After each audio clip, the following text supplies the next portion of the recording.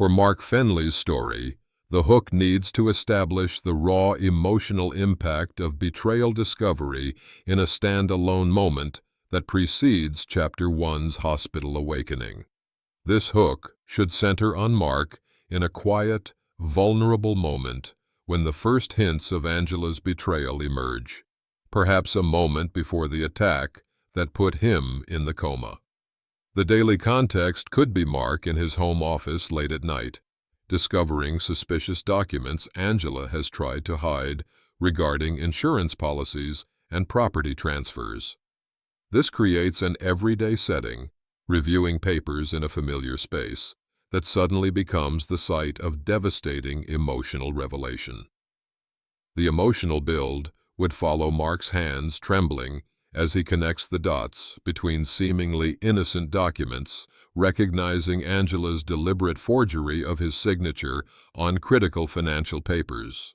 Mark Fenley awakened to sterile brightness, his architect's eye automatically noting the geometric pattern of ceiling tiles above. Something was wrong. The rhythmic beeping beside him took shape, a hospital monitor. Memories seeped back like water finding cracks in concrete. The parking garage, the sudden movement, the shots. Then Angela's voice drifted from nearby, low and urgent. "He's still unresponsive, Darren. The doctors say it could be days." A pause. "Of course I'm being careful. He can't hear anything." Mark kept his eyes closed, his body perfectly still, despite the tremor building inside. Darren. His wife's voice caressed the name with familiar intimacy. A single tear escaped, tracking silently down his temple to the pillow. The insurance adjuster called again. "Yes, I signed everything using the templates we prepared. Don't worry about the architectural firm. I've already spoken with James about transferring the West Side project." The firm, his life's work. Angela was dismantling 40 years of achievement while he lay helpless. The cruelty of it tightened his throat, threatening to betray his consciousness with a sob. Footsteps approached, rubber soles on linoleum. Angela's voice shifted instantly, honey-sweet with performed concern. "Oh, nurse, how is he today? Any change at all?" Blood pressure steadier. Sometimes hearing familiar voices helps coma patients. "Keep talking to him."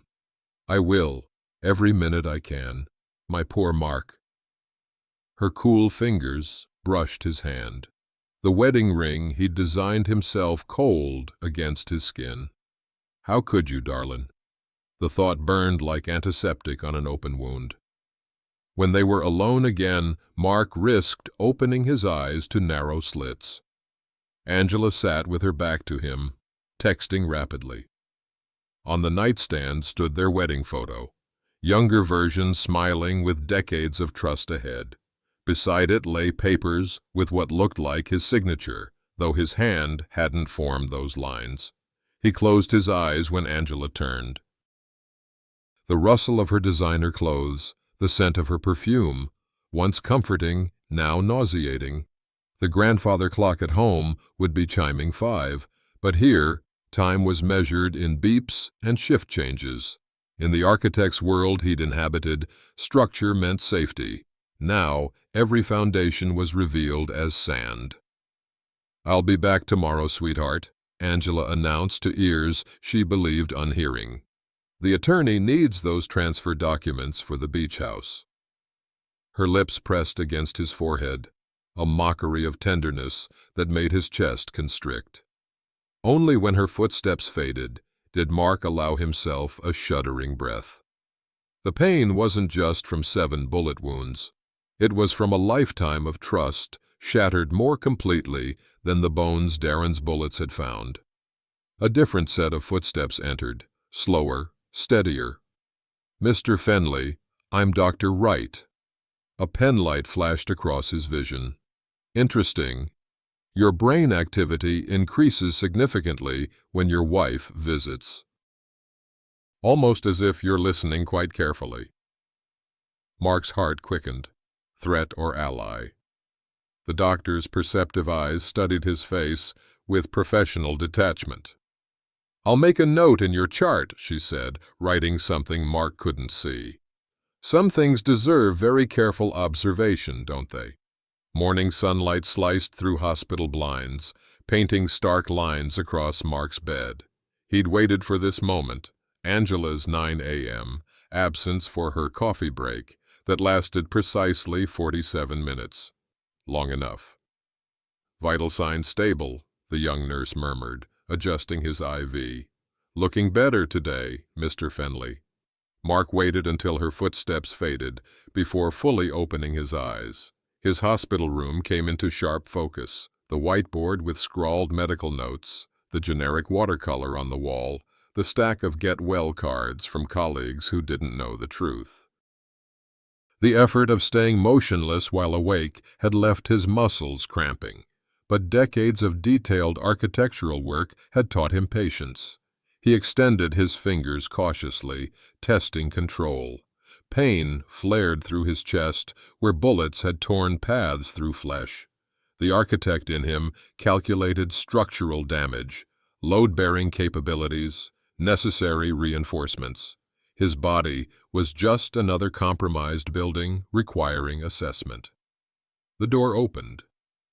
Mark's eyes closed instantly, breath evening out through practiced control. "Still no change, Mrs. Fenley," said a voice, Dr. Wright from yesterday, "though his neural activity remains unusual. He was always thinking too much." Angela's laugh held no warmth. "That's what made him such a successful architect, always planning, analyzing." "Indeed, the brain scans suggest continued cognitive function." A pause. "You must be exhausted, coming every day. Perhaps you should rest. Take care of those business matters you mentioned." "I couldn't bear to leave him." Angela's voice cracked perfectly. 35 years together, you understand." "Of course." Keys clicked on a tablet. "His insurance provider called this morning. They need additional verification for those policy changes." "Oh?" Angela's voice tightened slightly. "I have power of attorney. I filed everything properly. Apparently there's some question about the signature dates. I told them to contact you directly." Mark's fingertips pressed imperceptibly into the mattress. Old girls slipping up, getting sloppy in the home stretch. After they left, Mark reached slowly for the water cup beside him. His hand trembled. Weakness, not fear. 7 bullets should have killed him. That he lived was either miracle or curse, depending on the moment. He sipped water, throat working painfully. On the nightstand, Angela had left her planner. He stretched, agony shooting through his shoulder, but architectural precision guided his movement. One finger hooked the leather cover, pulling it closer. Inside, appointments circled in red. Insurance final and D Motel with tomorrow's date. An address scrawled beneath. A transfer schedule marked for the end of the week. M to Pinecrest Care. The planner slipped from suddenly numb fingers. A long-term facility. Once there, how long before another accident? Mark wiped moisture from his eyes with a hospital rough tissue.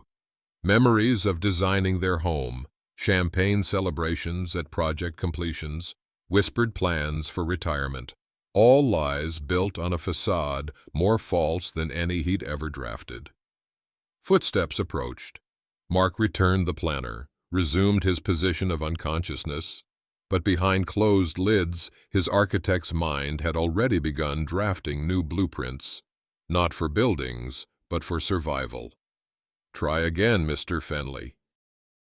Small movements first. The physical therapy room smelled of antiseptic and effort, sweat-tinged determination and rubber mats. Mark gripped the parallel bars, arms trembling. Dr. Wright observed from the doorway, clipboard in hand. She'd arranged these private sessions during Angela's predictable absences. Good, the therapist encouraged as Mark shifted weight to his right leg. Pain shot through his torso where the fourth bullet had grazed his lung. The floor seemed miles away, yet his architect's eye measured exactly 28 inches. Structural integrity, Mark whispered, the first words he'd spoken aloud since awakening.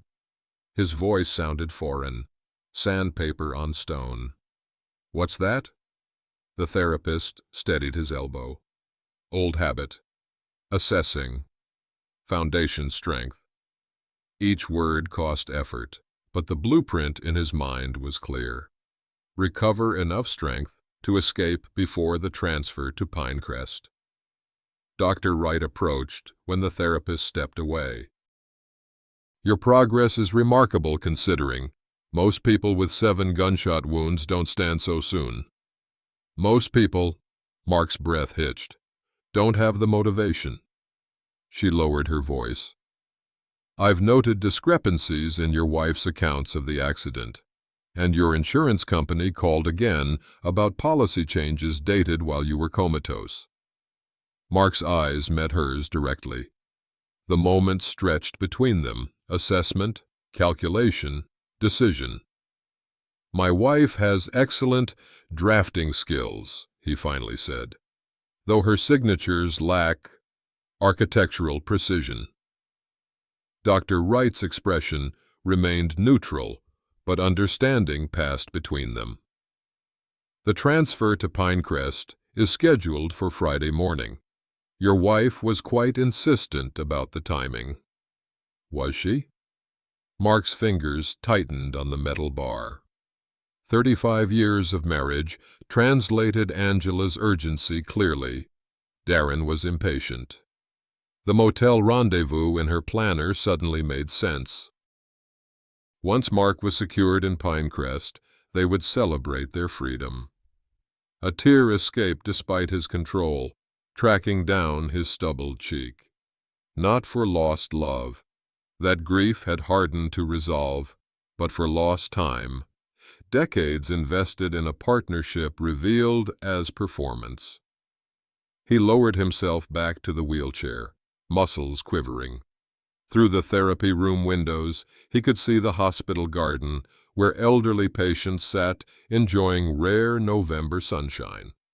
Beyond lay the parking structure, where Darren had waited, gun ready.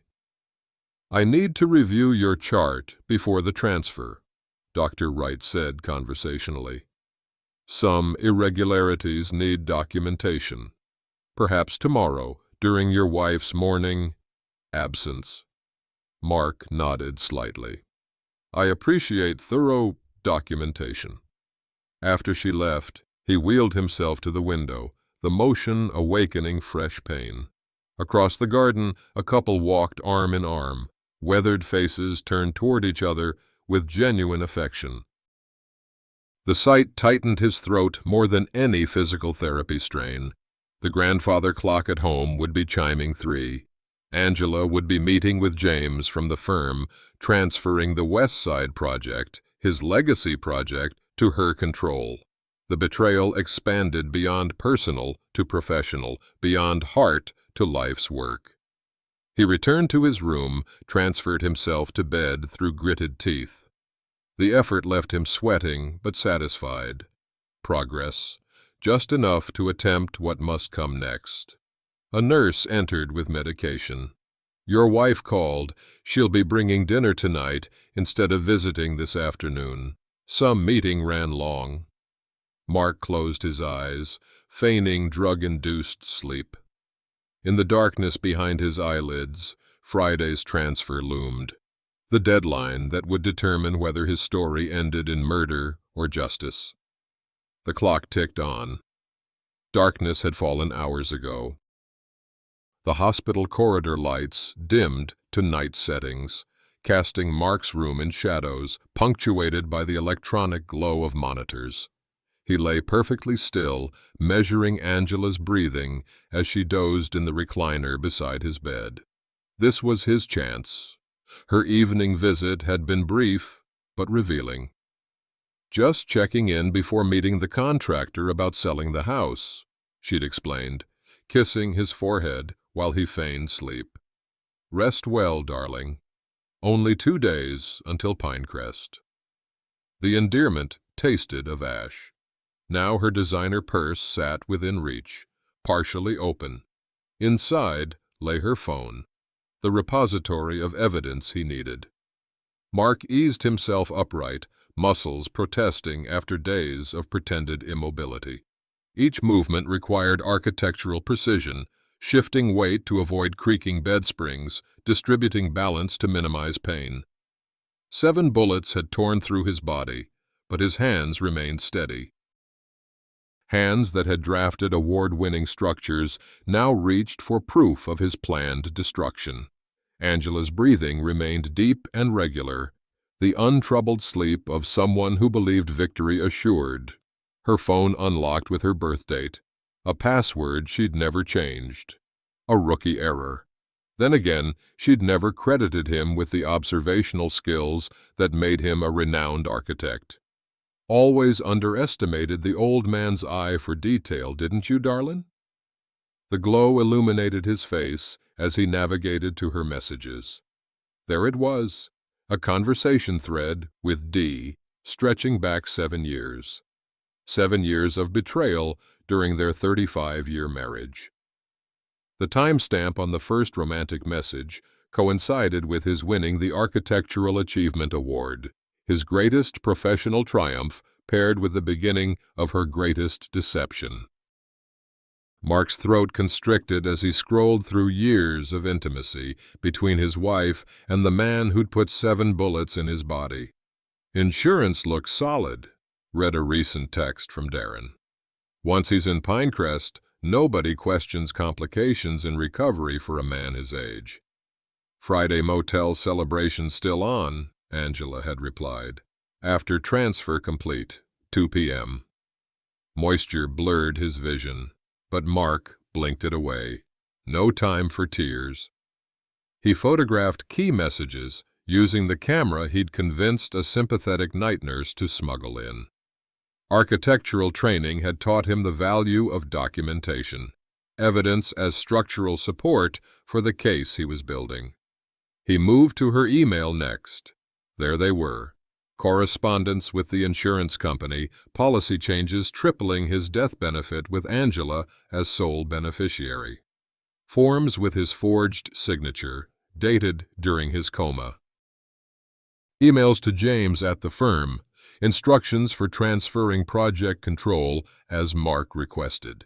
His legacy, his life's work, his reputation, all being systematically dismantled by the woman who'd shared his bed for decades. A soft noise escaped him, not quite a sob, more primal. Angela stirred in the recliner. Mark froze, phone clutched in suddenly trembling hands. She settled back to sleep, face peaceful in repose. How many nights had he watched that face, believing he knew the woman behind it? With methodical care, he photographed the emails, then checked her calendar. The Pinecrest transfer was scheduled for 10 a.m. Friday. Motel rendezvous with Darren at 2 p.m. The timeline of his planned death, laid out in pristine digital organization. Mark returned the phone to her purse exactly as he'd found it, architect's precision guiding each movement. Then he eased back against the pillows, mind racing faster than his damaged body could follow. Dr. Wright had been right. The transfer to Pinecrest was a death sentence, thinly disguised as medical care. Once there, isolated from the hospital staff who knew him, complications would be easy to arrange. Thursday morning, less than 24 hours to prevent his own murder. A tear slid down his temple into gray hair, not from sadness now, but from pure rage. At Angela, at Darren, at James from the firm, at himself for decades of blindness. 7 years of betrayal, 7 bullets in his body. The symmetry would have been elegant in a design. In reality, it was obscene. The night deepened around him as Mark began to formulate the most important plans of his life, not for a building of steel and glass, but for justice and survival. Morning would bring Dr. Wright's promised visit.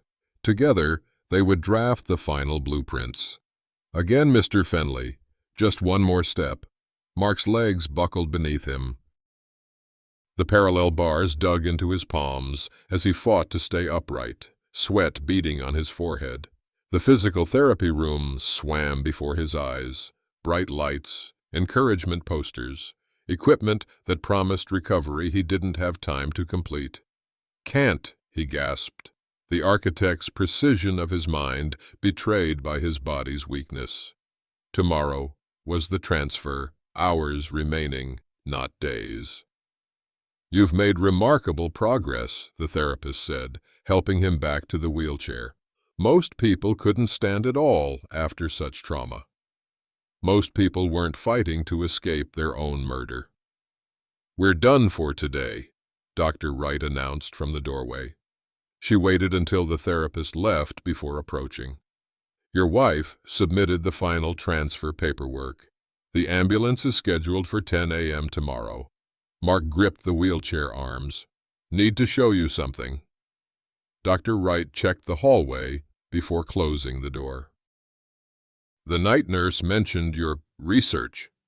Mark withdrew the small camera from where he'd taped it beneath the wheelchair seat. His hands trembled, not from emotion now, but exhaustion. Every ounce of strength had gone into the morning's therapy, trying to prepare his body for what his mind had planned. "Evidence?" he managed, voice ragged. "Insurance fraud, murder conspiracy." Dr. Wright's face remained professionally neutral as she reviewed the photos, text messages, emails, calendar entries. Only her whitening knuckles revealed her reaction. "This is—" She paused, searching for the word. "Architectural failure," Mark supplied. "Structural collapse of 35 years. I was going to say criminal." She handed back the camera. "Have you contacted the police?" Mark's laugh held no humor. "With what proof? My word against hers. A respected architect's wife versus a damaged old man?" The bitterness in his voice surprised even him. "The story sounds delusional." "Paranoid." Dr. Wright nodded slowly. "The authorities might see it that way, especially with her power of attorney and your medical condition." "Exactly." Mark closed his eyes briefly, fighting a wave of despair. His legs still couldn't support him for more than moments. His hands shook constantly. The wheelchair had become both prison and symbol of his helplessness. "I need air," he said suddenly. "Please." She hesitated only briefly before unlocking the brakes on his wheelchair. "The garden. 10 minutes. Your wife's meeting with the Pinecrest administrator runs until 11. The November air hit Mark's face like a blessing as they emerged into the hospital garden. Dried leaves skittered across the path, and elderly patients sat bundled on benches, faces turned toward weak sunshine, a world continuing while his own had shattered. Dr. Wright positioned his wheelchair in a secluded corner, then sat on the bench beside him. "What's your plan?" "Failing," Mark admitted, tears forming despite himself. "Body won't cooperate." The first tear fell, then another. Months of architectural training in control, emotional and physical, crumbled like poorly mixed concrete. His shoulders shook with silent, racking sobs that tore at his healing wounds. 35 years, he gasped between breaths. Built everything together. And now... He couldn't continue. Dr. Wright sat silently, allowing the breakdown she'd likely anticipated. Only when his breathing steadied did she speak. "Sometimes destruction precedes creation. Every architect knows that. Mark wiped his face with a trembling hand. Not enough time. Perhaps. She glanced at her watch. Or perhaps we're approaching this from the wrong angle. You're thinking like a patient trying to escape. What would an architect do? Work with the existing structure, not against it. The thought crystallized through his exhaustion. A white-haired man settled on a nearby bench, nodding politely in their direction. Something about his weathered face caught Mark's attention. The careful observation, the quiet dignity. "Used to work security at Riverdale Bank," the man commented conversationally. "Saw your wife there yesterday with that nervous fellow. Making quite the withdrawal, they were." Mark's breath caught. Riverdale Bank. Where their joint accounts were held. Folks that age shouldn't be so worried about money, the man continued, seemingly speaking to the air. The branch on Parker Street is much better for privacy, though open till 7 most days. He nodded again before walking away, autumn leaves crunching beneath careful steps. Dr. Wright and Mark exchanged glances. "Interesting coincidence," she murmured. But Mark's architect's mind was already rebuilding, redesigning from the foundation up. The Riverdale Bank on Parker. 7 p.m. closing. Angela's motel meeting tomorrow at 2. For the first time since awakening, the blueprint began to take clear shape. Not escape, confrontation, not flight, justice. "I need one more thing," Mark said, new resolve steadying his voice. "Your help with documentation." Dr. Wright studied his face, professional assessment weighing risk against ethical obligation. Whatever she saw there must have satisfied her. "I believe comprehensive documentation is always in a patient's best interest," she said carefully, "especially regarding transfer protocols." As they returned to the hospital building, Mark felt the weight of the camera against his leg. Evidence was foundation. Planning was structure. Tomorrow would be completion. The tears had dried on his face, leaving tracks like blueprints for what must come next. Mark's hospital room had transformed into a war room by midnight.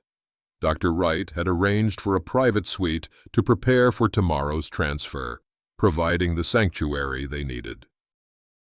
The small desk lamp cast focused light over scattered papers, hospital forms, bank statements, printed emails. The architecture of betrayal laid bare. "Parker Street branch confirms the withdrawal," Dr. Wright reported, hanging up the desk phone. $400,000 cleared yesterday afternoon. Mark nodded, hands steady now despite exhaustion. The numbness following his garden breakdown had crystallized into clarity. The blueprint was nearly complete. "The transfer ambulance has been rescheduled for noon," she continued. "I cited medication adjustments requiring morning supervision. 2 extra hours, critical foundation work." On the desk sat the evidence assembled during his darkest hours. Photographs of Angela's phone messages, copies of forged documents, a detailed timeline of conspiracy spanning 7 years, the structural supports of his case. "Will it be enough?" Dr. Wright asked, arranging the papers into a folder. "For police?" "Perhaps not immediately." Mark's voice had strengthened with purpose. "For insurance fraud investigators? Absolutely." They had spent hours drafting the plan. Not escape. That had been his error. His weakened body couldn't flee. But it could bear witness. It could confront. It could document. "Are you certain about this approach?" Dr. Wright's professional detachment slipped slightly, revealing concern. "The physical toll alone—" "I've spent my life creating structures to withstand pressure," Mark interrupted. "Now I need to become one." He wheeled himself to the window. Night had claimed the hospital grounds, but tomorrow's path was illuminated in his mind with architectural precision. Angela and Darren at the motel. Evidence in the right hands. Justice through careful planning rather than physical strength. The bank manager will meet you at 9, Dr. Wright confirmed. The documentation we've prepared should be sufficient to freeze the accounts pending investigation. Mark nodded, a tear escaping, despite his resolve. Not from despair now, from gratitude for this unexpected ally. You're risking your career. I'm upholding my oath, she corrected. Do no harm. Sometimes that means preventing harm rather than just treating it afterward. The night deepened around them as they refined details. The physical therapist had smuggled in street clothes, slacks, button-down shirt, loafers, laid out for tomorrow like armor. The night nurse had provided a hospital employee badge that would open the service elevator. Small acts of resistance against a crime years in the making. Your architectural protege called the nurse's station again, Dr. Wright mentioned. Jason Chen. Quite persistent about your condition. The name sparked a fresh pang. Jason, his most promising student, now colleague. Another piece of his legacy Angela was dismantling. He'll protect the firm, Mark said with certainty, once he knows. At 3 a.m., Dr. Wright departed with the evidence folder, leaving one copy secured in Mark's wheelchair lining. The hospital settled into pre-dawn quiet, broken only by distant announcements and the occasional squeak of nurses' shoes. Mark transferred himself from wheelchair to bed, the movement now practiced despite pain. He lay back, visualizing tomorrow's confrontation at the motel, not with violence, with evidence, not with rage, with justice. For the first time since awakening to betrayal, tears fell that weren't from grief or anger. These were tears of purpose rediscovered. The architectural principle of adaptive reuse, finding new purpose for damaged structures, applied now to his own life. Sleep came surprisingly easily, deep and restorative. When morning light slipped through the blinds, Mark opened his eyes with clarity. The grandfather clock at home would be chiming 6, the hour he'd risen for decades to create buildings that would outlast him. Today he would create something equally enduring: justice. He dressed methodically, each button a small victory over physical limitation.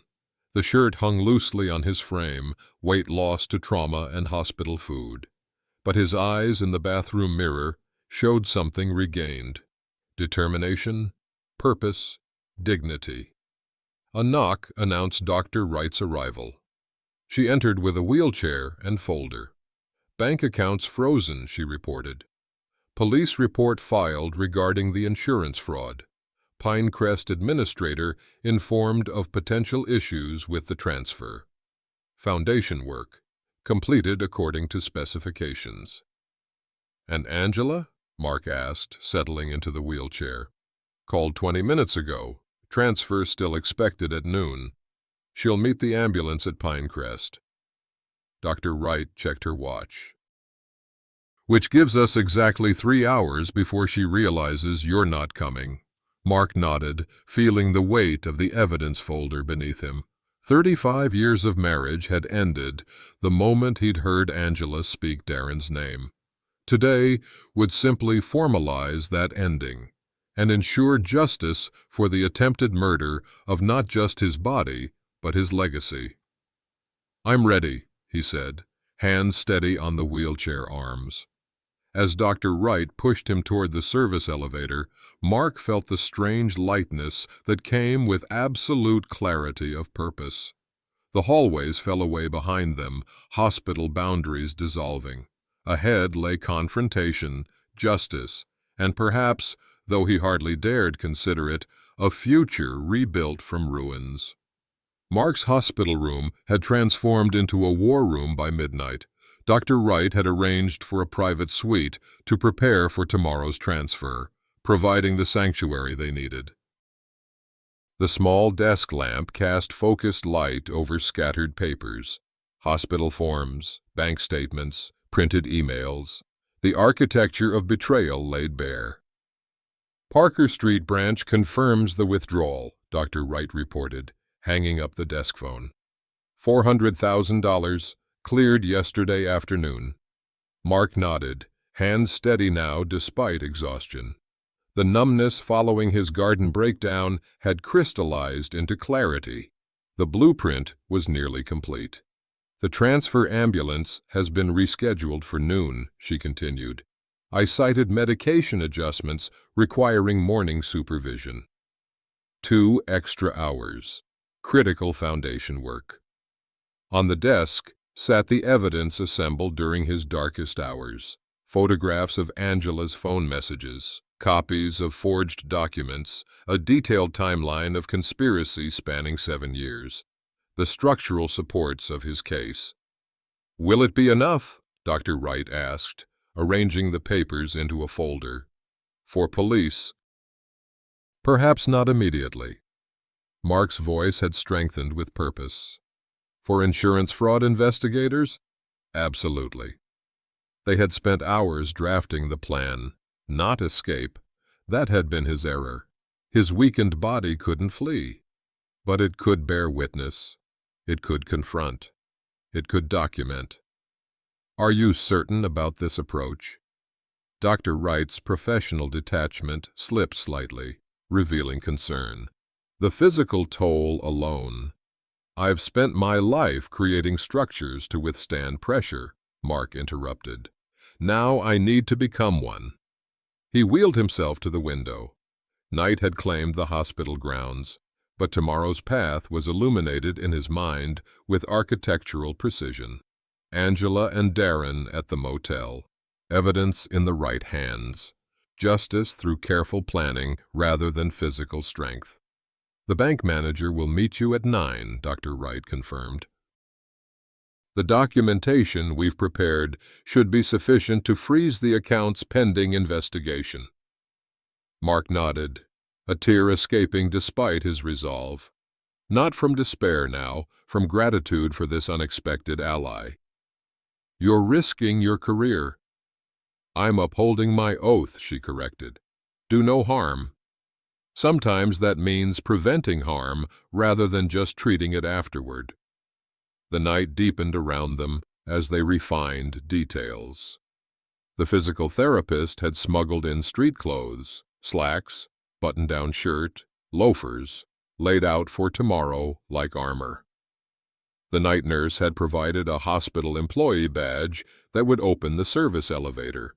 Small acts of resistance against a crime years in the making. Your architectural protege called the nurses' station again, Dr. Wright mentioned. Jason Chen, quite persistent about your condition. The name sparked a fresh pang. Jason, his most promising student, now colleague. Another piece of his legacy Angela was dismantling. He'll protect the firm, Mark said with certainty, once he knows. At 3 a.m., Dr. Wright departed with the evidence folder, leaving one copy secured in Mark's wheelchair lining. The hospital settled into pre-dawn quiet, broken only by distant announcements and the occasional squeak of nurses' shoes. Mark transferred himself from wheelchair to bed, the movement now practiced despite pain. He lay back, visualizing tomorrow's confrontation at the motel, not with violence, with evidence, not with rage, with justice. For the first time since awakening to betrayal, tears fell that weren't from grief or anger. These were tears of purpose rediscovered. The architectural principle of adaptive reuse, finding new purpose for damaged structures, applied now to his own life. Sleep came surprisingly easily, deep and restorative. When morning light slipped through the blinds, Mark opened his eyes with clarity. The grandfather clock at home would be chiming 6, the hour he'd risen for decades to create buildings that would outlast him. Today, he would create something equally enduring, justice. He dressed methodically, each button a small victory over physical limitation. The shirt hung loosely on his frame, weight lost to trauma and hospital food. But his eyes in the bathroom mirror showed something regained: determination, purpose, dignity. A knock announced Dr. Wright's arrival. She entered with a wheelchair and folder. "Bank accounts frozen," she reported. "Police report filed regarding the insurance fraud. Pinecrest administrator informed of potential issues with the transfer. Foundation work completed according to specifications." "And Angela?" Mark asked, settling into the wheelchair. "Called 20 minutes ago. Transfer still expected at noon. She'll meet the ambulance at Pinecrest." Dr. Wright checked her watch. "Which gives us exactly 3 hours before she realizes you're not coming." Mark nodded, feeling the weight of the evidence folder beneath him. 35 years of marriage had ended the moment he'd heard Angela speak Darren's name. Today would simply formalize that ending and ensure justice for the attempted murder of not just his body, but his legacy. "I'm ready," he said, hands steady on the wheelchair arms. As Dr. Wright pushed him toward the service elevator, Mark felt the strange lightness that came with absolute clarity of purpose. The hallways fell away behind them, hospital boundaries dissolving. Ahead lay confrontation, justice, and perhaps, though he hardly dared consider it, a future rebuilt from ruins. Rain streaked the car windows, creating distorted patterns that reminded Mark of abstract architectural sketches. Dr. Wright drove carefully through the mid-morning downpour, windshield wipers keeping metronomic time like the grandfather clock at home. "The bank meeting went well," she observed, turning onto the highway. "Better than expected." Mark nodded, clutching the folder of new evidence. The bank manager's face, when presented with forged withdrawal authorizations, had shifted from skeptical to stunned to cooperative within minutes. Accounts frozen, transaction records provided, security footage of Angela and Darren's visit secured. Another structural support in place. "The insurance investigator is meeting us at 2:15, Dr. Wright continued. 15 minutes after their scheduled rendezvous. Perfect timing. The Lakeview Motel appeared through the rain, a single-story relic with peeling paint and a flickering neon sign advertising vacancy. Angela's silver Mercedes was already parked outside room 12, just as the calendar entry had indicated. Darren's black SUV sat 3 spaces down. Mark's heart pounded against healing ribs. This unremarkable motel was the nexus of betrayal, where his wife and her lover had plotted his murder, and where they now celebrated its apparent success. "We're early," Dr. Wright noted, parking at the far end of the lot with clear sight lines to room 12. "The insurance investigator won't arrive for another 40 minutes. Mark struggled to steady his breathing. The confrontation he'd visualized all night suddenly loomed immediate and raw. 35 years of marriage would end officially in this shabby motel with its rain-slicked parking lot and buzzing neon. "Second thoughts?" Dr. Wright asked, professional detachment temporarily lowered. "Architectural assessment," Mark corrected, voice steadier than he felt. "Examining structural integrity before proceeding." A faint smile touched Dr. Wright's lips. "Your professional perspective serves you well in crisis." They sat in silence as rain drummed on the car roof. Mark mentally reviewed the blueprint. Wait for the insurance investigator, document the meeting, present evidence of fraud and conspiracy, let justice proceed through proper channels. No direct confrontation, no emotional scenes, clean, precise, architectural in its execution. Then a gunshot shattered the plan. The sharp crack cut through rainfall, unmistakable even to civilian ears. Dr. Wright straightened, hand reaching for her phone. "That came from room 12, Mark finished, adrenaline overriding pain as he pushed the car door open. "Wait," Dr. Wright called. "The police!" But Mark was already wheeling himself through the rain, decades of practiced movement on construction sites translating to surprising speed across wet pavement. The architectural plan had changed, adaptation required, a second shot, a scream, Angela's voice, then silence. Mark reached room 12 as the door flew open. Angela stumbled out, blood staining her designer blouse, eyes wild with panic.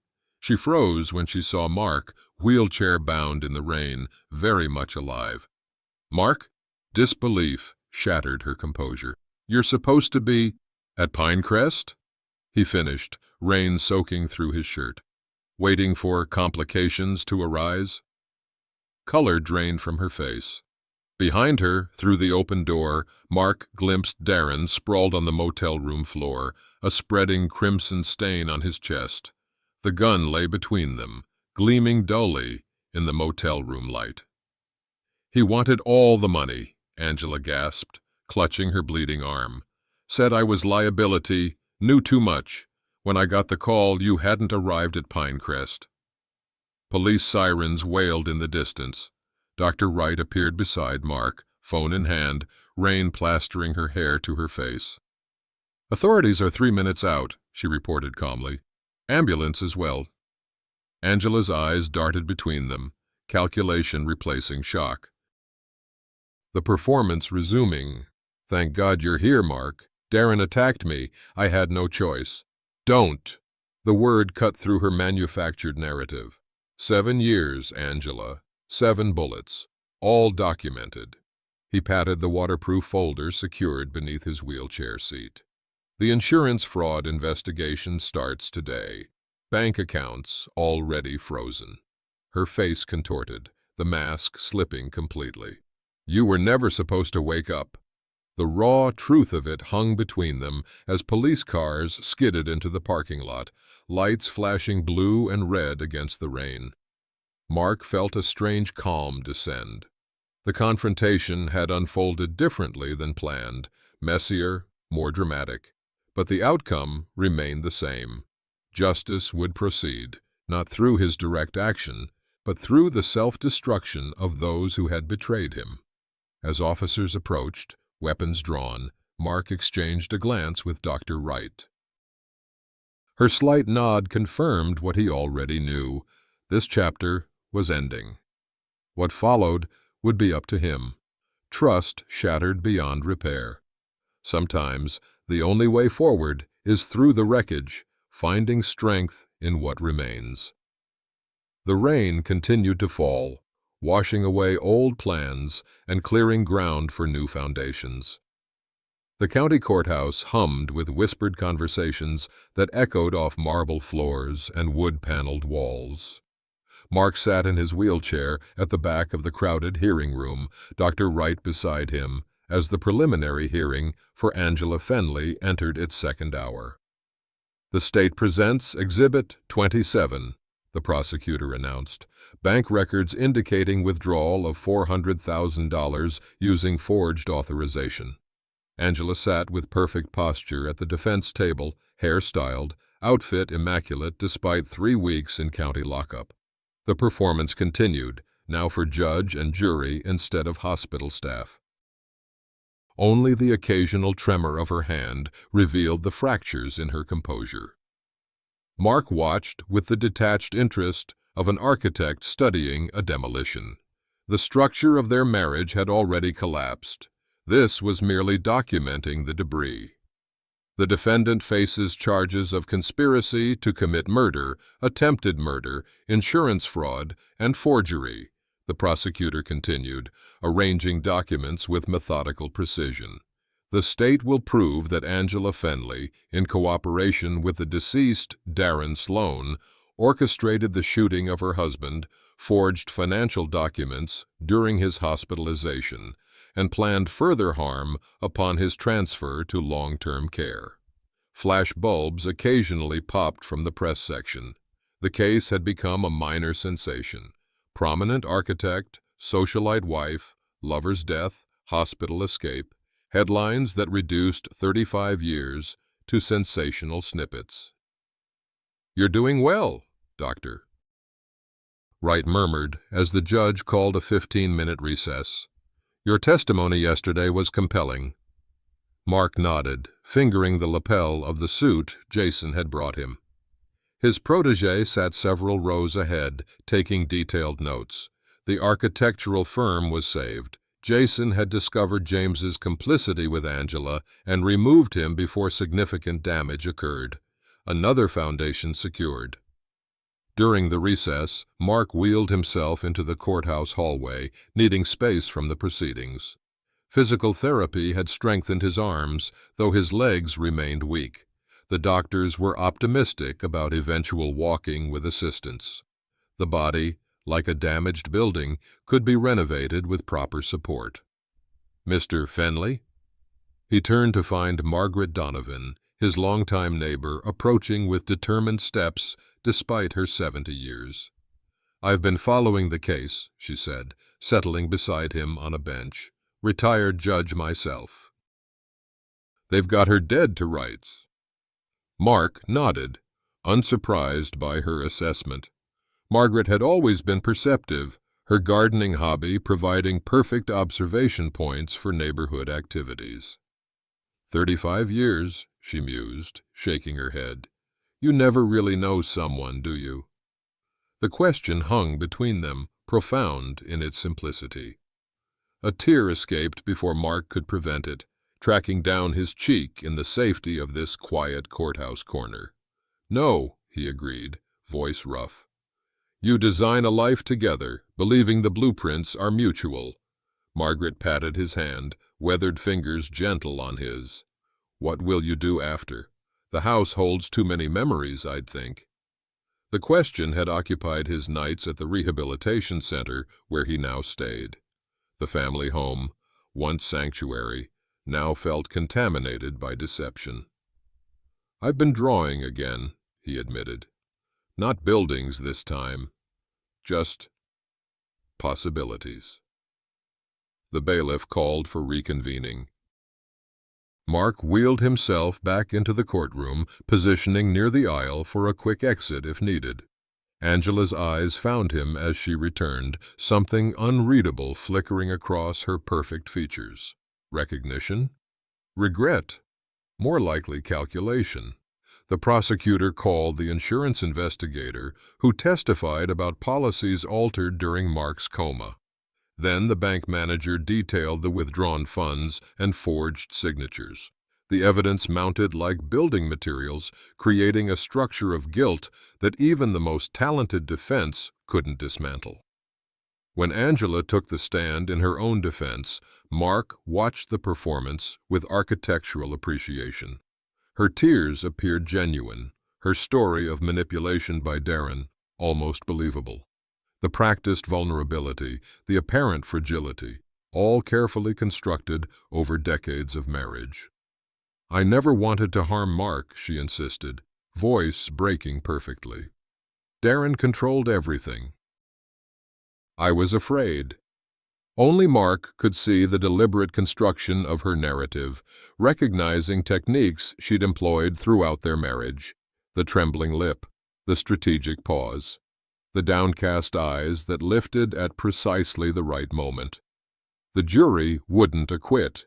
The evidence was too substantial, but her performance might reduce the sentence.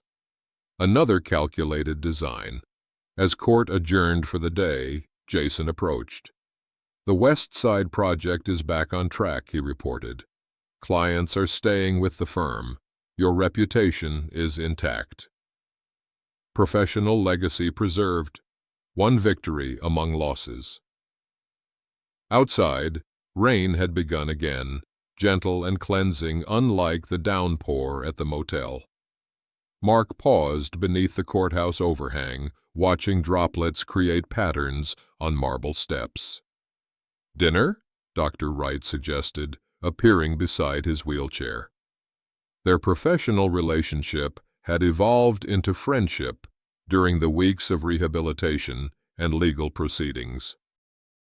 Yes, Mark decided, surprising himself. It was his first social acceptance since awakening to betrayal, a small foundation stone for whatever came next. As they departed, he glanced back at the courthouse where Angela was being led away in handcuffs. Their eyes met briefly across the distance. No words, no gestures, just final acknowledgement of a structure irreparably collapsed. Mark turned away, facing forward as rain washed the courthouse from view. Behind lay ruins. Ahead lay undrawn blueprints.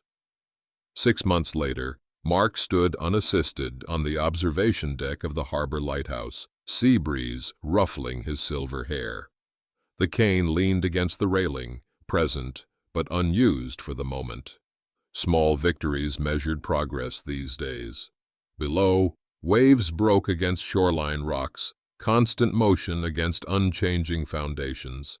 The architect in him appreciated the metaphor. "Perfect day for this," Jason commented, joining him at the railing. "The view is spectacular." Mark nodded, eyes tracing the coastline to where his newest design took shape, a rehabilitation center for trauma survivors, its structure embracing both strength and transparency. No hidden spaces, no false facades. Architecture as healing.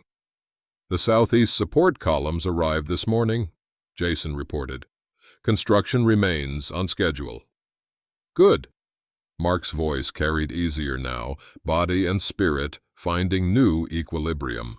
Physical therapy had restored much of his mobility, though full recovery remained a distant goal. Like the rehabilitation center, he remained a work in progress. The trial had concluded 3 months ago. Angela sentenced to 25 years for conspiracy and fraud. The architectural firm had not only survived, but thrived under Jason's leadership with Mark's occasional consultation. Life had found new patterns, new structures. "Shall we head back? The foundation inspection starts at 3. Jason checked his watch. "Go ahead." "I'll follow shortly."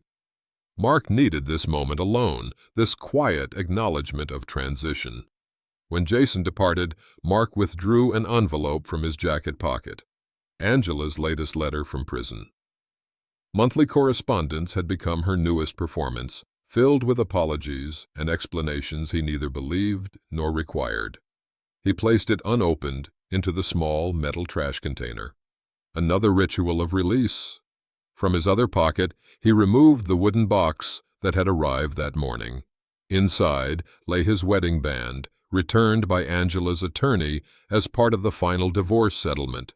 35 years encircled in gold, now just metal without meaning. A tear escaped, catching sunlight before dropping to join the ocean below.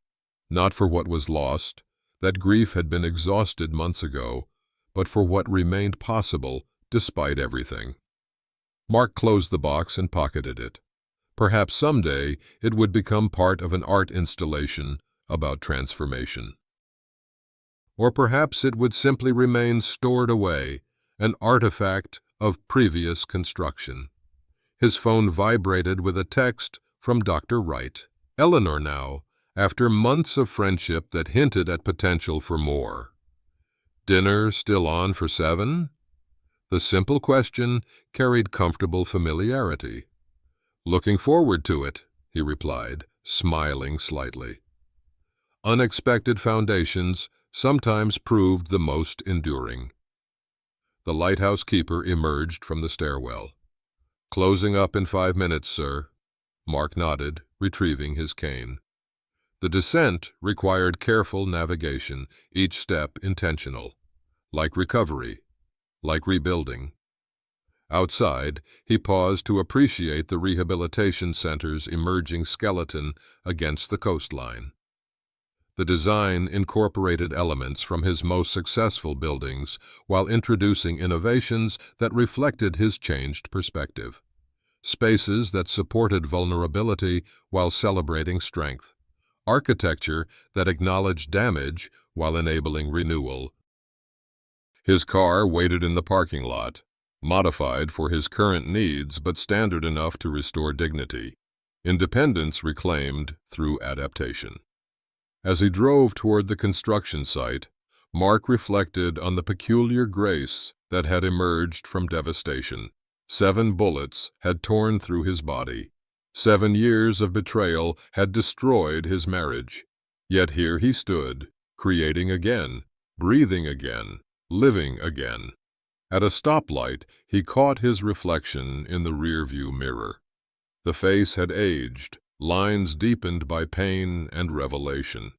But the eyes held something new, wisdom perhaps, or simply clear-sighted acceptance of reality.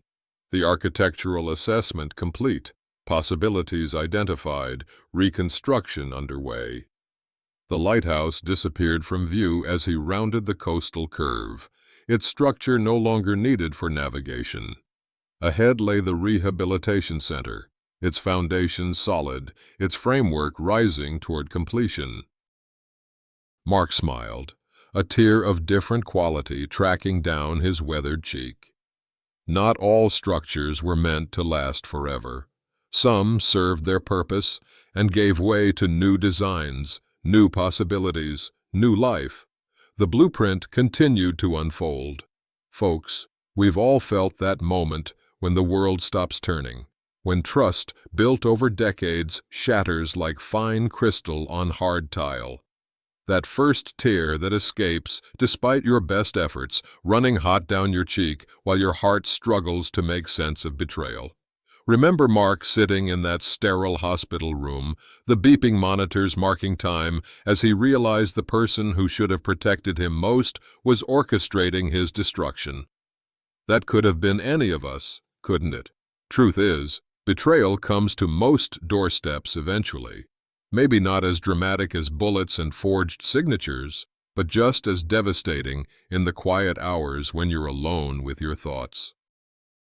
The partner who promised forever, the child who turns distant, the colleague who claims your work. They leave the same hollow ache in a chest that's weathered too many seasons. We've all sat in silent rooms, photographs watching from shelves, wondering how we missed the signs. Haven't we? But here's what I've learned watching Mark's journey, and maybe you've learned it too, through your own hard-won battles. Wisdom isn't just about living long, folks. It's about using those years to rebuild when the foundations crumble. It's about finding strength in the cracks, like those Japanese pots mended with gold. Remember how Mark used his architect's eye to spot what others missed? That's the gift of our years, the pattern recognition that comes from living through storms and still standing afterward. The hardest lesson isn't the betrayal itself. It's learning that endings sometimes clear ground for beginnings. Mark didn't just survive, he found purpose in ruins, dignity in reconstruction. That coastal rehabilitation center rising from his blueprints, that's what we all create when we refuse to let betrayal define us. New structures, new connections, new purpose. I suspect you know something about rebuilding, too. The coffee might taste bitter some mornings. The porch swing might creak with only your weight. But you're still drawing blueprints for tomorrow, aren't you? Still finding beauty in coastlines after storms. Still creating something worthwhile from what remains. That's not just survival, darling. That's triumph.